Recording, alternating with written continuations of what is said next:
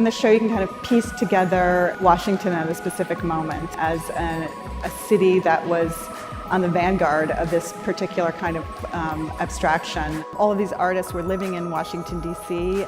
They influenced each other, they taught each other, they learned from each other. They were very self-consciously pursuing something new. Artists were looking at ways to really redefine what it was that a painting could be. Sam Gilliam's Light Depth from 1969 is a monumental painting. It's over 75 feet of unprimed canvas that is stained and twisted and soaked and really manipulated to occupy this space between architecture and painting and sculpture. I love that painting. Yeah. In a sense, there's no beginning and there's no end. It's a really flat plane of colour. But as you look at it and as you look at the colours and as the colours start to move, it kind of takes on a sculptural three-dimensionality in a way.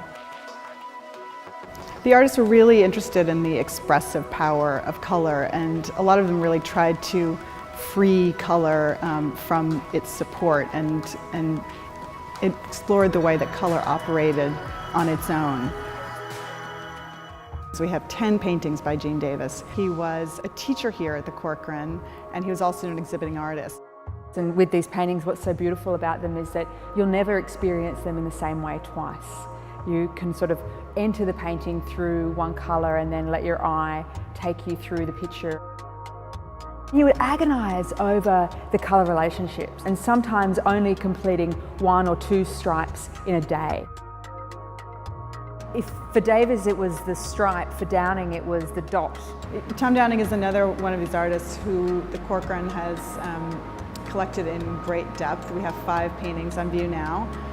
Downing was really interested in jazz and was really inspired by the rhythms of jazz and the kind of staccato way that your eye moves and bounces across the canvas. It's really wonderful to be able to watch them throughout the day. The dots sort of recede and come to the surface, and the painting actually seems to breathe with the light.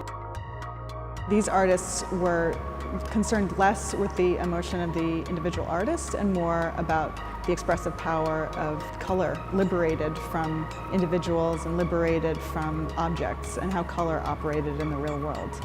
But there is a sense, I think, in which the work is very much tied to DC and the very specific light of Washington, D.C. and the color and the geometry of the city, and it feels very rooted here.